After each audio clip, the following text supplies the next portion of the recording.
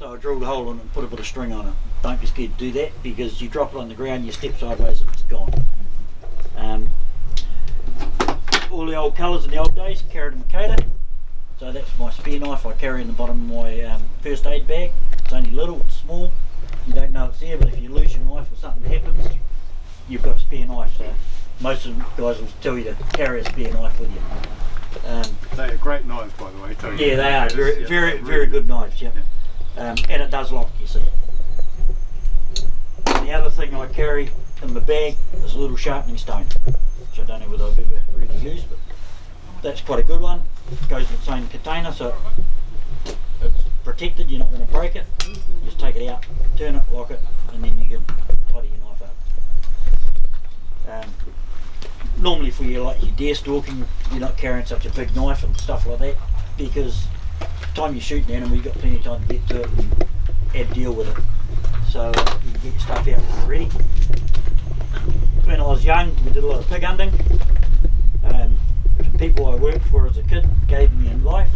So that knife is at least 40 years old. It started off more that shape. It's been sharpened a long time. That is my go-to knife. I can do everything with that knife, from filleting fish to skinning and butchering cattle. I've had it so long, I know exactly where the knife is.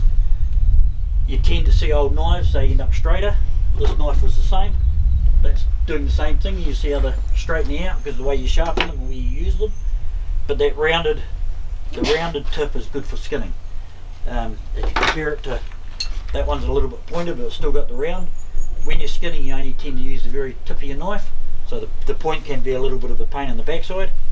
A knife like that is great for skinning, because when you're skinning, you actually push the side of the knife against the skin like that, and it opens the membrane up, and you actually just touching the membrane.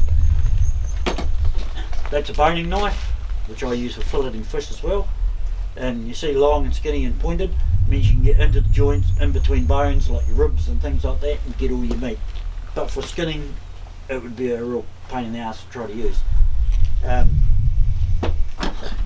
Knife pouch, that belongs in that pouch on your belt. The only thing they can be annoying is when they're on your belt, your butt of your gun can bang on them, your top of your pack sits on them and can be a pain in the ass sometimes. Jason said he always carries one on his belt because he's a dirty old pig hunter, and that's what he's always done. It's a wire rock. Yeah. Yeah, So, and a lot of people do, and it's handy. You know where your knife is all the time. And most of them will carry a little steel. If you do go this way with a steel, I advise you to get one with a pin that goes through it. They do sell them without, because when you start sharpening your knife, if you go like that, and I have done it once in my life, it goes right through the front of your thumb. It really hurts, steel like that. So you've got to be careful, because I tend to draw the knife towards myself. A lot of people use the steel that way as well, but you've got no protection for your fingers, and it's really annoying when you go straight through your... Definitely if you're starting off, one like that. Yep. You hit that. It's not great for your knife, but it's better than your finger, believe me. So your sharpening steel doesn't sharpen a knife. All it does is dress the very edge. So if your knife's blunt, doesn't matter how much steeling you do, it's not going to sharpen your knife. They do make two types of steel, or several types of steel. That's the old-fashioned round steel. It's just got long grooves in it. And then these are what they call a diamond dusted one. So I found out when I actually bought this one, they make a couple of types of these, or three types. They make a sharpening and a honing. So your sharpening one's a little bit coarser, so it will take a lot more metal off. And then your honing one's a lot smoother, just dressing the edge. So your knife edge, I need to bring some chalk, but I've got to. Basically your knife edge is like that, and it comes out. So when you're sharpening, you're trying to draw that edge in and get your front edge a lot finer. So the finer it is, the sharper it'll be, easier to keep sharp. The only disadvantage is when it's fine like that, it's also easy to take that sharp edge off of it. I have a tendency to sharpen knives very thin, which some people don't like. Some people like a blunter edge. Take a knife like that, you can almost see the sharp edge on it, a lot more shoulder on it. So those knives will hold that edge a lot longer, but they won't come up to quite the same sharpness as these knives. rugos on this. Different types of knives. So this is one Jason found diving. Really impractical for take hunting. It's the wrong shape. You don't want a saw on it. That is actually as a saw, so if you get tangled up when you're diving, you can actually cut through stuff. I was taught when I did my dive course, you carry your dive knife so you can stab your buddy, see a shark and get away. Believe it or not, we have had guys rock up on the hunts weekend With one knives of like these. that, yep. This knife, that's what they call a gut hook, so it's to put under the skin and tear down. I've never used one. To me, you got a high chance to still of catching things. I'll show you what I do when I'm gutting. It's not a bad shape knife for skinning. Probably a little bit too fat through here for when you start boning out and stuff like that. You'll find that the smaller tip to your knife is easier, because you literally got to go like this around the meat, and you want to take all the meat off the bone, so you want to follow the bone. This is another one of JV's. That's what we'd refer to as a pig sticker. So when you're catching pigs, you're catching them with the dog, so they're still alive, so you normally get it like that, and down the front of the throat, and your idea is you actually hit the heart. So, but for skinning, you'd be very hard to skin an animal with that. But when you're pig hunting, you don't. You kill them, you gut them, and carry them out whole. With the head for some reason. You don't eat the head. And that knife, again, very similar, but you can see it's actually got a little bit of a curve. So if you were skinning or boning, I'm not sure which this one is or Prada's. I guess that's for skinning. It's got a gut hook as well. It's not one that I would carry, but you've got a nice curved shape for skinning. It'd probably be quite handy.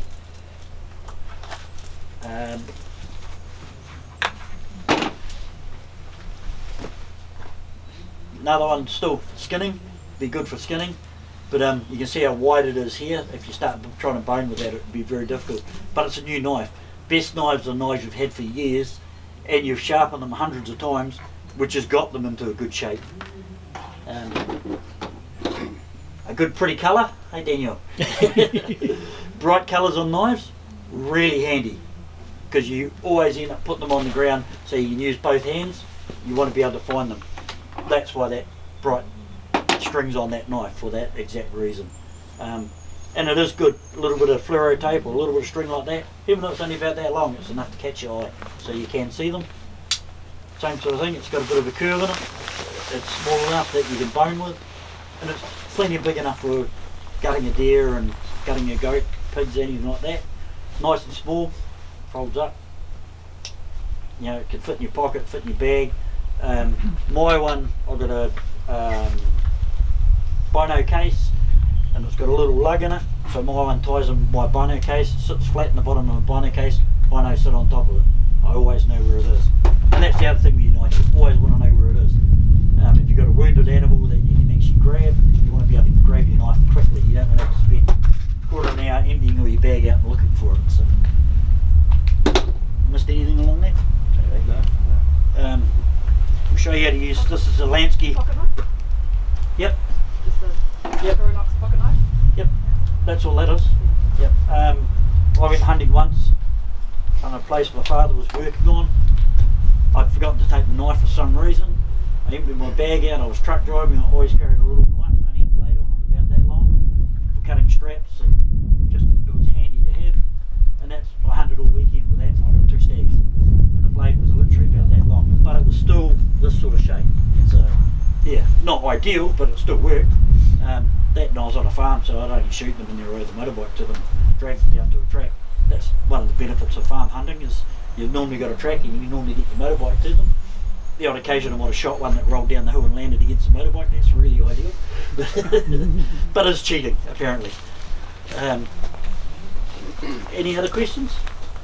Some people recommending using those surgery blades, like wow thing. Yeah, more if you're wanting to do head skinning and stuff like that. You do want a knife that's got a little bit of stiffness. You can see there's a bit of flex in that, but it takes a little bit of pressure. It's quite surprising how much pressure you can put on the side of your knife. Yeah, I think a lot of guys now, well not a lot, but a few of them are going surgical blade wise, so they can You know, Yeah. when the blades, because they don't know how to sharpen knives probably. Yeah. Is they can just get it, throw it away, put another one on, and you Yeah, back into it. so that's where the benefit of that is. But if you learn to sharpen a knife, when my wife and I got together, I went to cut something with one of her kitchen knives. I reckon I could have put it on something and hit it with an axe. It would have been the only way I would have cut. So I brought the sharpening stuff down, I sharpened it up, and she was terrified of it because it was sharp.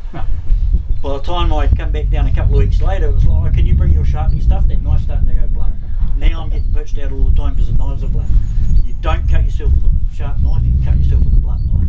You push a blunt knife trying to make it cut, you slip and you cut yourself. If you cut yourself with a sharp knife, you might cut yourself a little bit worse, but it hardly hurts. I actually slipped with one of these knives one day. Something I learnt, shot a cattle beast, it fell, and it's the only time I've ever seen it do. I've been flopped, and then onto the side, they normally go down, they stay down square. You roll them over, you pull the head back when you're cutting an animal's throat, you get hold of the head, pull the head back tight. Sheep and that I normally pull around my leg, so you got the skin tight, grab the knife like that, and cut their throat. So what I did, learn to put your thumb on the top of the knife in that case, and that's actually one of the reasons you got a lump here as well. I went down like that, cut first cut, went to get the second one, and it kicked, which is just a natural nervous thing that they do. I hit the point of its jaw, and my hand went down the knife like that. So I've got a scar that starts here and finishes there, went right through the palm of my hand. It never hurt. I actually picked the knife up, carried on cutting, and mate that I was doing it with, he was a vet.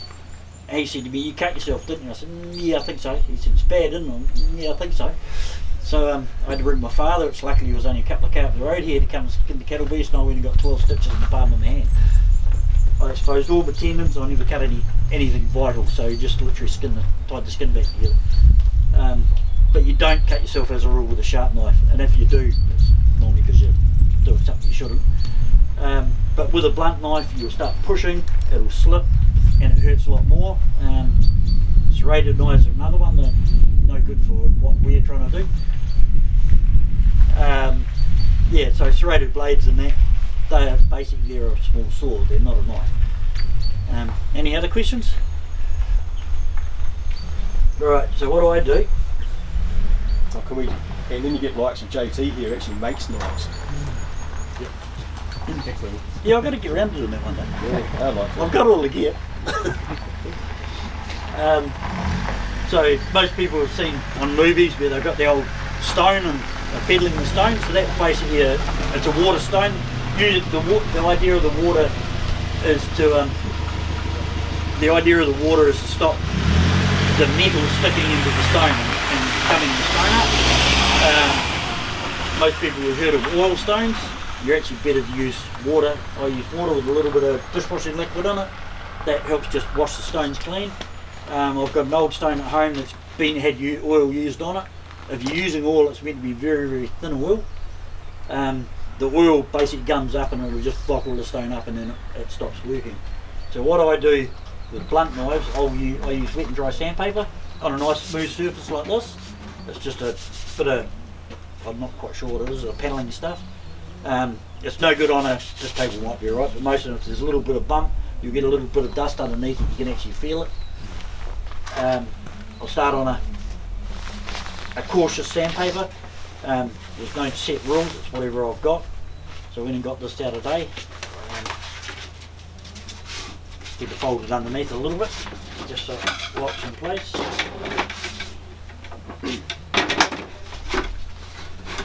So I use this the same as a oil stone, but I use this to take the big shoulder off the knife.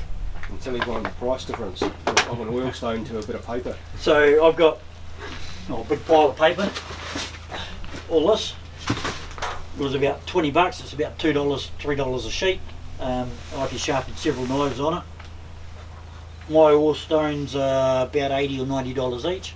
I've got 3 different grades on the oil stones. There's a cheap way of doing it. Yeah. So what I'm using this to do is, if you think of your knife with a shoulder like that, all I'm doing is pulling that shoulder, and I'm not really doing the very fine edge. The closer you get it to your finish, the better. When you've got these old carbon steel knives, see how they go black? That creates a little bit of drag.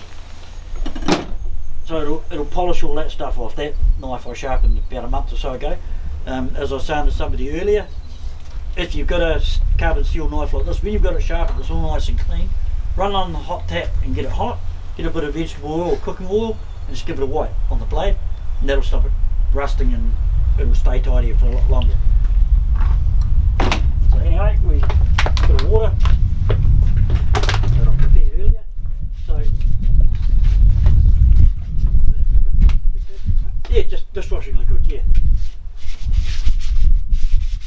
That's my blade there.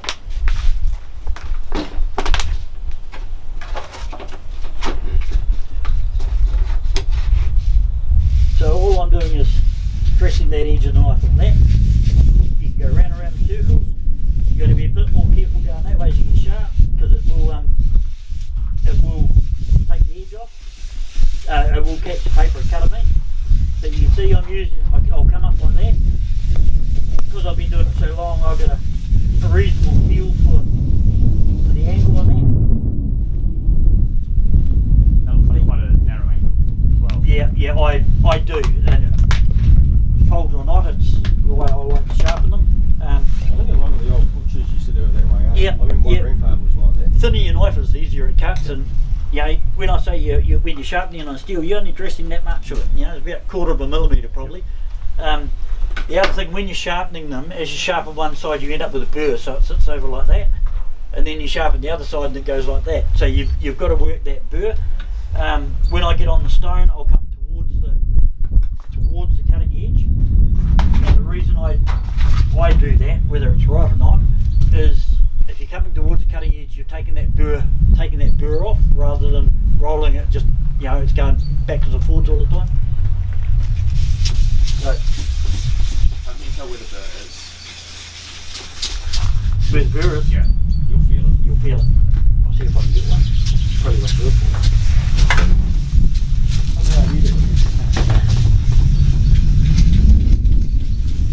So you'll see me come up like that.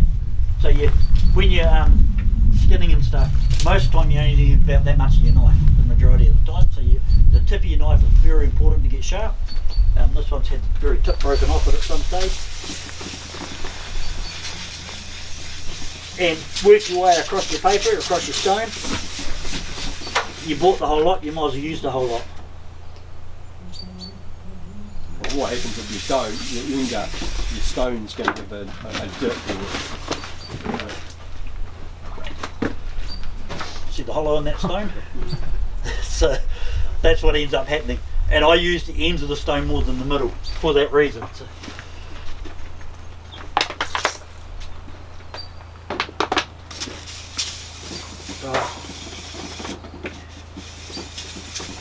and swap back and forwards about the same amount on both sides. So you don't want your knife sort of going like that. You want it to come together.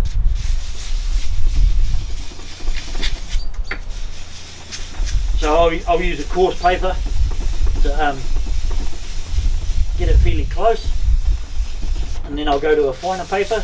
It's just like sanding wood. The smoother you want the finish, the finer the paper. Give yours a tickle, eh? Give yours a tickle. Just show that. That's fine already. Just show them how to clean the side of it. So you can see what that's doing to the knife, cleaning all that stuff off.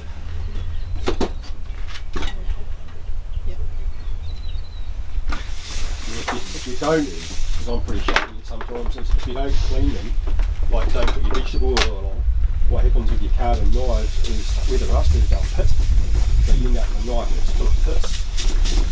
I found one a while back with a carbon one, and I've forgotten about it for a few years, but I had it pulled it out and it was rusted the entire way through one part. Yeah. Throw away. Not that bad. So that's gives you the principle, and then I'll go down to a finer paper. 600.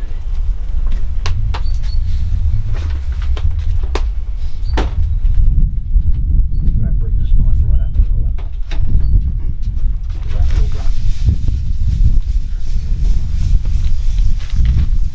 And the same thing through the paper.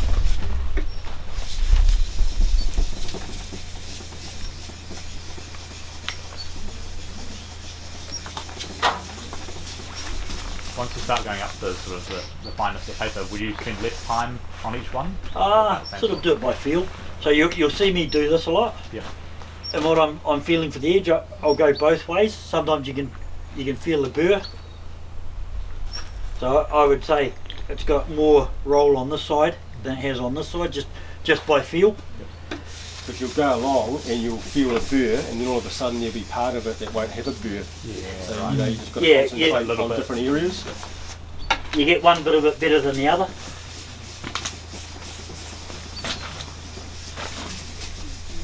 You're applying quite a lot of force here, right? Yeah, just firm pressure, not. Don't want it to jam it. The idea is you're trying to make the nice sit flat. That's what I'm sort of after. So you want to pass that round and just feel the edge. You'll feel, you know. And to me, that knife's still blunt. Yeah. So yeah.